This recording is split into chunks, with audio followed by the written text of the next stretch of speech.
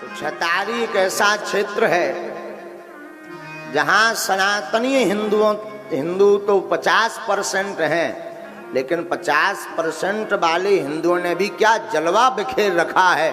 पूरे भारत के लोग छतारी में कथा सुनने आ रहे हैं।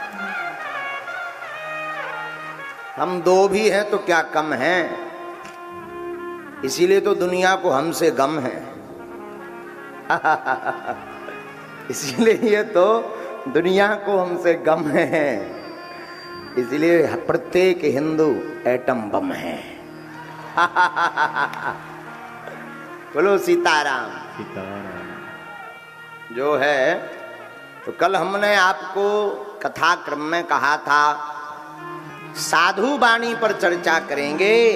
साधु को क्यों मानना चाहिए, साधु की वाणी कितनी फलीभूत होती, सुनिए। ना हम बसामि वैकुंठे योगिनां हृदयेन च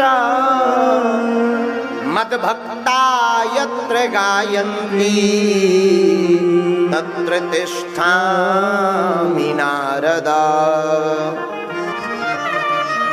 भगवान कहते सुनो भाई, ना तो हम वैकुंठ में रहते, ना योगियों के हृदय में, और आप कहाँ रहते हो?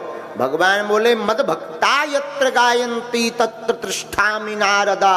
हमारे भक्त जहां हमारा गायन करते, भगवान कहते हम वहीं जाकर के बैठ जाते हैं। संतों की वाणी पर भगवान विचार करते, संत जो कह देते वो सत्य हो जाता है। ये पृथ्वी भी संतों के प्रताप के कारण ही टिकी है। और एक बात मेरे पागलों, तुम अपनी जिंदगी में याद रखना, भगवान को देखा या नहीं देखा इस विषय पर तो हम बहुत कुछ नहीं बोलेंगे, बहुत मौन होकर के तुमको नहीं बोलेंगे।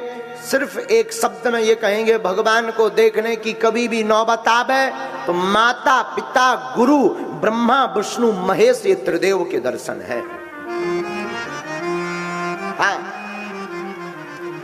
माता पिता और गुरु ये तीन देव, कौन कौन? ब्रह्मा विष्णु और महेश, ये त्रिदेव के दर्शन।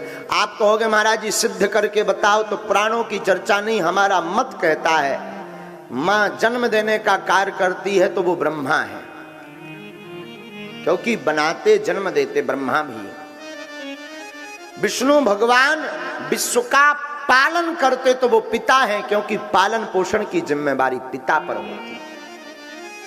और भगवान शिव गलती करने पर दंड देते, संहार करते तो वो अधिकार गुरुदेव को है। गुरुदेव गलती करने पर शिष्य को डांट देता, यही ब्रह्मा विष्णु महेश है।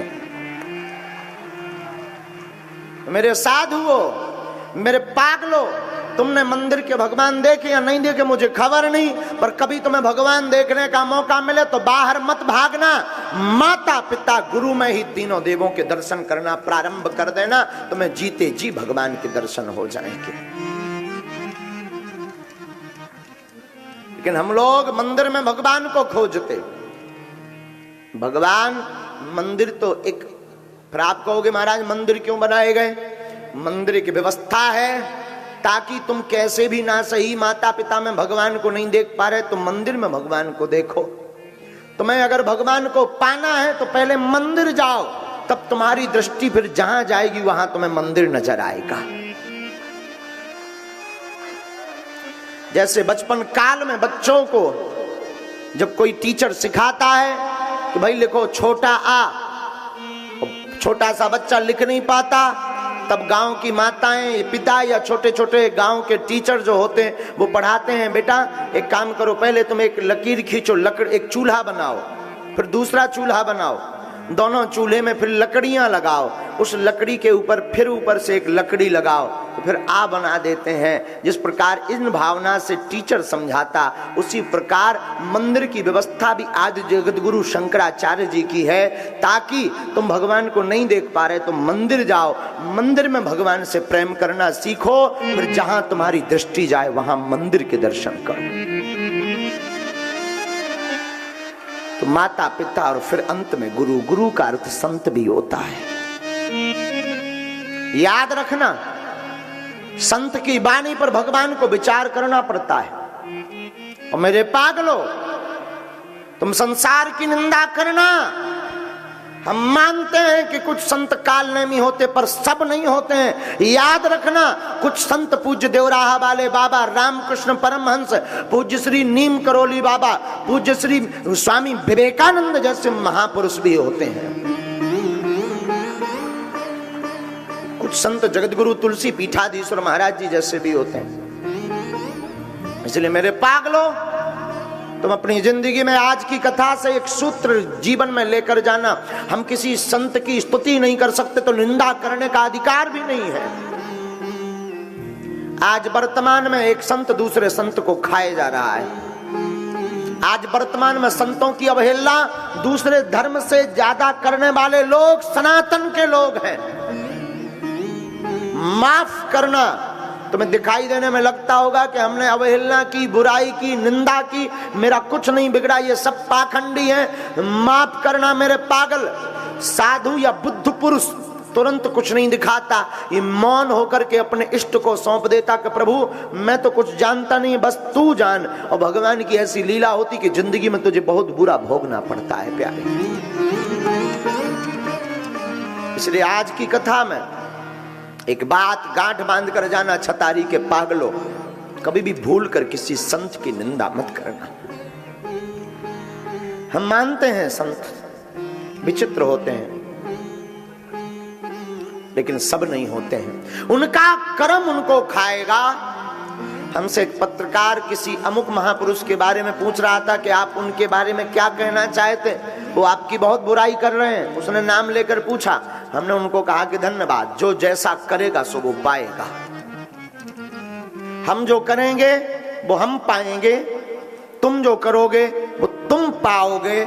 इसलिए मेरे प्यारे, भूल कर भी तुम स्वप्न में जिसको तुमने देखा नहीं, जिसको जाना नहीं, उसकी तो निंदा करना ही मत। और तुम स्तुति नहीं कर सकते, माफ करना, तुम किसी को जिंदा नहीं कर सकते, तुम किसी को जीवन दान नहीं दे सकते, तो तुम्हें मारने का अधिकार किस कोर्ट ने दे रखा है?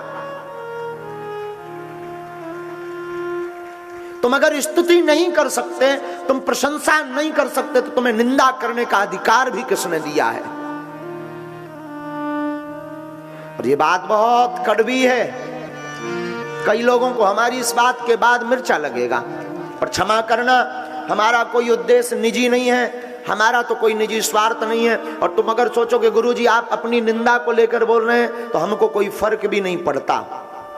और कभी भी हमने अपने जीवन काल में अपनी निंदा को ठीक से सुना भी नहीं। क्यों? अगर हम निंदा को सुनने में अपना टाइम लगाएंगे तो सनातन के लक्ष्य से भटक जाएंगे। ये बात हमने आपके लिए बोली। हम नहीं चाहते कि आपकी पीढ़ी का कोई भी व्यक्ति संत का अपराध भोगे। हम नहीं चाहते तुम्हारे ऊपर किसी संत का दोष लगे। हम नहीं चाहते कि किसी संत का तुम्हारे ऊपर श्राप लगे। हम नहीं चाहते किसी संत की आत्मा दुखे और तुम्हारे जीवन में कोई घटना घटे। हम नहीं चाहते, इसलिए सिर्फ बोल रहे हैं।